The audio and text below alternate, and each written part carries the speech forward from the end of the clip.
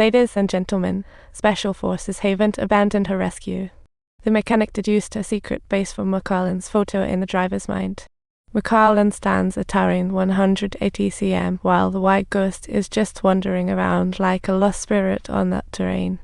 McCarlin stands 180 cm tall, casting a 46 cm shadow. The photo was snapped 51 HRS 17 minutes ago. Simple calculation. Her secret base is hidden in an Arctic ice coffin. The Special Forces quickly assembled all operatives, ready to kick off a big operation. They boarded a giant submarine and charged toward the Arctic. This wasn't just about saving a teammate, it was about saving the world. The Arctic's vastness makes finding a target like a needle in a haystack. Luckily, the mechanic got a precise location. Subtitles: the intel comes from nanobots. The mechanic added tracking to them at the base. Bounced the signal, and the location sent. Beneath layers of thick ice, an elevator zipped down into this massive underwater fortress. Subtitles: nanobots recovered. McCarlin ordered crew to load 3 missile tubes for launch in an hour. Not only for the purpose of controlling the world, but also to add a touch of fun to his great endeavor. Right in front of the Duke, he kissed Anna and planned to turn him into a nanobot warrior, a puppet devoid of thought, forever guarding his loved ones. The Duke, furious, fired a heavy blow and attacked the nanobot warrior instantly. Anna, nearby, reminisced about their intimate moments. She herself was a modified warrior, but unlike the others, the nanobots hadn't stripped her of her memories. Yet at this moment, the nanobots seemed to be losing their grip, and deep in the ocean, a school of squids swam happily back. But one of them had a mechanical eye at the Special Forces surveillance tactic. They finally pinpointed McCarlin's secret base. They were left awestruck, as experts instantly recognized the incredible, near-undetectable underwater structure. There's an elevator to the surface. Corridors in the ice spread everywhere. Astonishingly, there were 3 launch bases for missiles.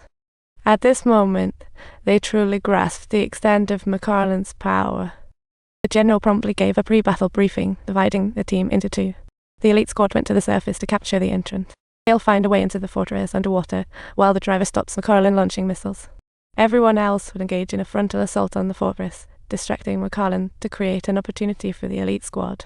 This time, the Special Forces were split into 3, the elite squad, many underwater operatives, and the Duke on an operating table. The Duke was shocked to discover the one performing the modifications was none other than his little brother-in-law. Turns out, the brother-in-law was alive all along.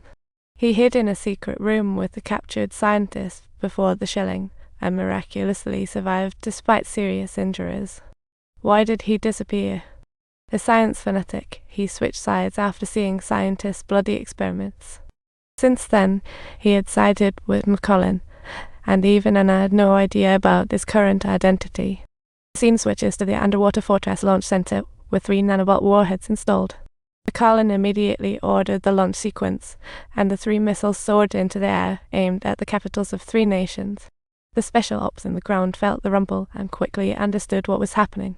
As ace pilots, their partners zoomed back into the cave piloting a small fighter jet. Before the missiles could reach max speed, one of them was taken out.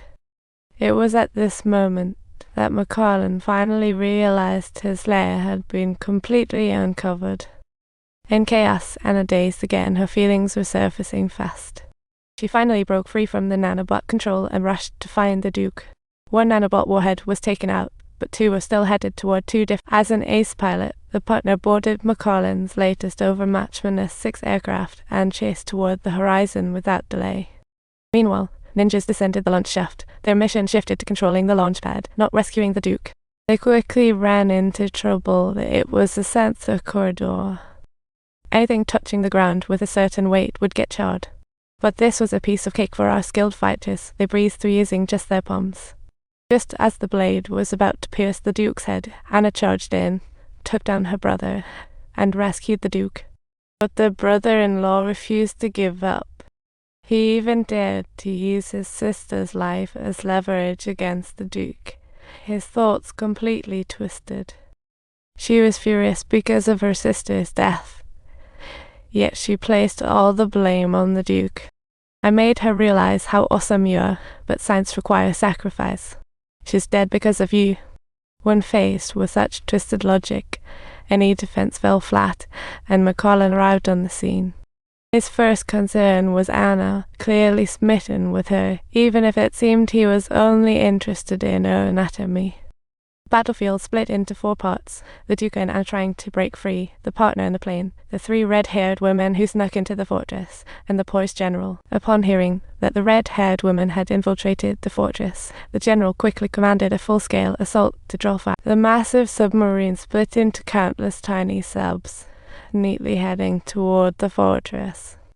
Each mini-sub contained a special forces soldier, swarming toward their target like a busy beehive.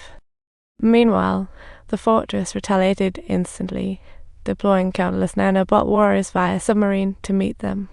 The moment they met, sparks flew and losses mounted, yet neither side showed any signs of backing down as the showdown intensified. The angry black gunner fired 2 bait missiles, hitting a thick pipe, causing severe damage to the fortress. Amidst the violent rumble, the Duke seized the opportunity to counterattack, taking out 2 nanobot warriors.